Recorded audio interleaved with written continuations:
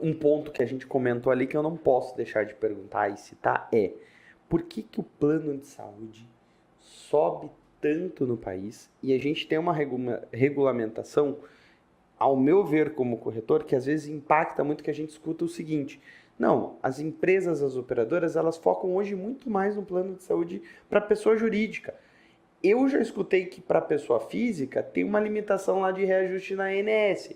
É só o fator financeiro ou tem algum atrativo? Conta pra gente que tá, para quem tá nos assistindo aí a respeito disso. Que pergunta, hein? Ah, Que pergunta é essa? a gente só faz pergunta boa para quem é bem qualificado, né, Carlos? Imagina se ele fosse motorista do Uber. É complicado, né? Por que que o mercado só está oferecendo plano coletivo e não individual? O que acontece é assim, eu vou tentar responder todas as perguntas que você me fez de uma forma bem sucinta. Vamos pensar o seguinte, estamos num momento em que se tem muita doença, está sendo detectado muita doença o autismo. Não é autismo, né? É uma síndrome, não é doença. Vou corrigir a minha fala agora. Não é doença, é uma síndrome do autismo, aonde exige medicação muito cara. E se exige que o plano de saúde cubra. Aí, vamos pensar no seguinte, um plano de saúde individual, na contratação individual. Se a gente pensar, eu vou fazer uma reserva financeira para cobrir os meus gastos. Eu não vou contratar plano de saúde, eu prefiro ir lá no SUS, porque o SUS, como você disse, né? Eu achei interessante a tua colocação, como sistema de ônibus coletivo, ele funciona muito bem, é só no momento que tem um fluxo maior é que ele vai... Demanda, né? Vai me prejudicar aqui no atendimento, mas se eu for fazer essa reserva financeira para poder cobrir esses gastos, existe um medicamento para o autismo que custa 9 milhões. Quando é que a gente vai conseguir fazer essa reserva financeira?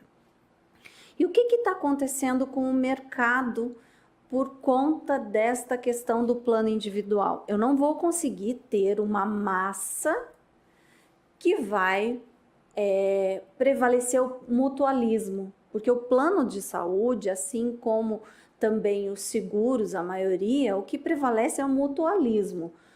Todos contribuem para que cubra alguns sinistros.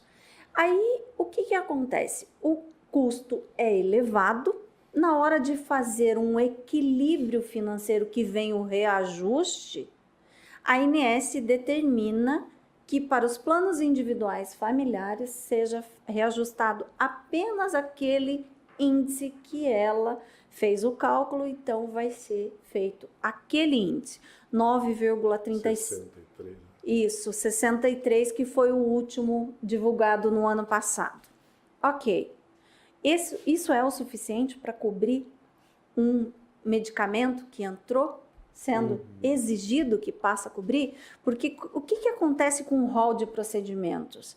Ele funciona assim, eu contratei um plano, eu tenho cobertura do rol. A cada momento a ANS está divulgando uma implementação nesse rol e você passa a ter cobertura. Só que você, no momento que contratou aquele plano, não tinha cobertura. A partir do momento que a ANS coloca, você tem cobertura, você vai ter direito a utilizar. Alexandra, deixa eu só te interromper um pouquinho. Então, a gente pode dizer que a inflação médica, a inflação hospitalar, ela é diferente da inflação econômica. Total. E aí eu imagino que os novos tratamentos, as novas tecnologias, as novas drogas, né, elas impactam de uma forma completamente diferente do que uma inflação econômica, como a gente está acostumado a ver. E eu acho que é isso que muitas vezes o consumidor final às vezes não entende. Diz assim, mas, puxa vida, eu só fui aumentado em 5, 6%, que é o IPCA acumulado, e como é que o plano vem me cobrar 9,63 quando individual, né? Mas continue. Eu só lembrei disso porque então é muito mais caro, na verdade, essa área, né? Esses reajustes, né? Dessa área. Totalmente. Existe um outro indicador que é pouquíssimo falado, que é o VCMH, a variação dos custos médicos hospitalares. Ele está muito acima, inclusive, do indicador que é feito para reajuste dos planos individuais familiares. Você lembra qual que é o número dele agora? Lembro, 14,9%. Isso foi divulgado em março do ano passado. Agora, 14,9%. O anterior foi 23%. Então, veja quanto que é. O que esse indicador serve? Para que as operadoras de plano de saúde vão até o próprio prestador e ela tem que negociar. Eu tenho lá um hospital onde ele vai negociar, ele vai falar assim, não, a variação dos custos médicos foi de 14%.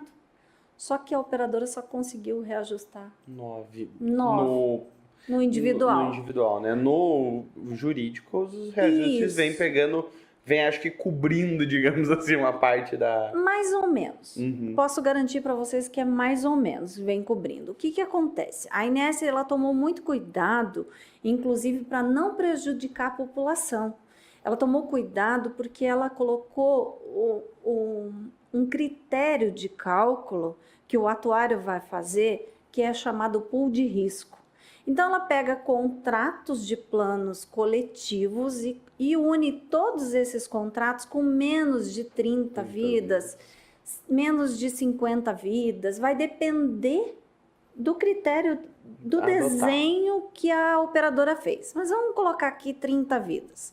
Então, ela juntou tudo justamente para minimizar alguns impactos, porque pode ser que uma utilização, um procedimento cirúrgico em um determinado contrato tenha elevado e haja uma necessidade de reajuste muito maior. O que aconteceu?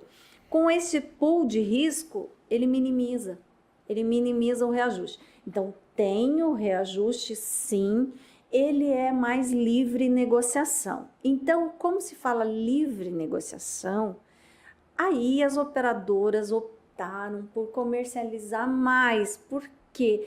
Porque ela tem como equilibrar.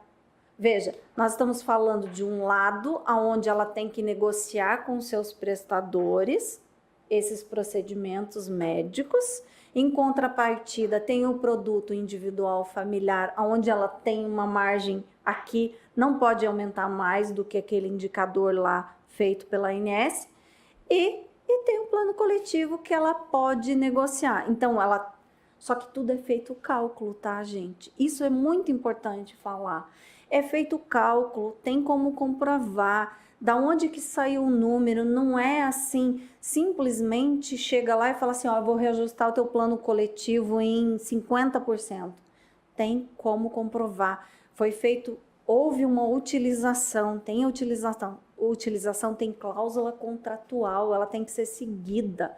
A Inés também é muito rígida com relação às operadoras de plano de saúde, onde ela determina assim, que a cláusula contratual tem que ser clara e inequívoca. Clara e inequívoca. Se não for clara, pode dar problema para as operadoras. Então, tudo tem que ser calculado e bem desenhado, com fórmulas e tudo mais.